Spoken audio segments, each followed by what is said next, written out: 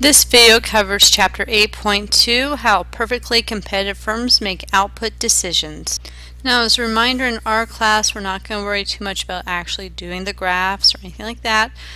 But if you were to see a graph like this, what I want you to know is that if a graph is used to compare total revenue and total cost of a perfectly competitive firm, then the horizontal axis of the graph will represent the quantity produced, and the vertical axis will represent the total cost and total revenue. Alright, so maximizing profit in perfect competition. So total revenue, remember this is price times quantity.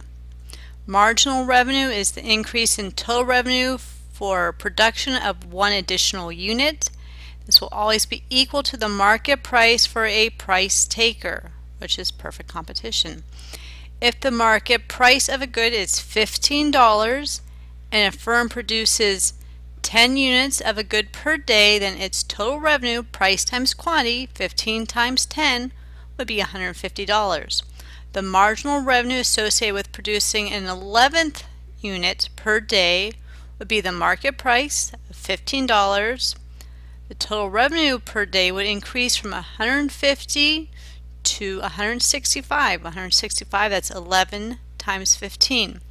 Now, marginal costs will vary depending upon the quantity produced. We would expect the firm to increase input up to the point where marginal cost is equal to the market price. In the short run, a firm will produce as long as its average variable costs do not exceed the market price. If the market price is less than the firm's total average cost, but greater than the average variable cost, then the firm will still operate in the short run. Its losses will be lowered by producing, since nothing can be done about fixed costs in the short run. Over the long run, the firm will need to cover all of its costs if it is to keep on producing. If the market price at least covers the firm's variable costs, remember those are ones that vary depending on quantity produced, it may make sense to keep on operating. Any price in excess of the average variable cost will at least help to cover the fixed cost.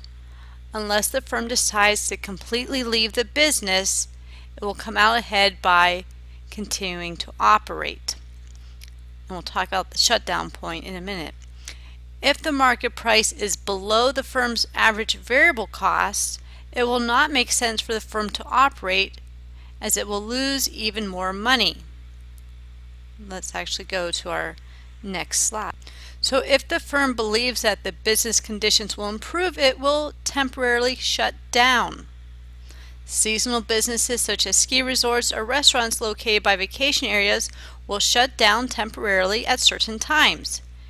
Manufacturers temporarily might shut down a factory and plan to reopen the factory when business conditions improve.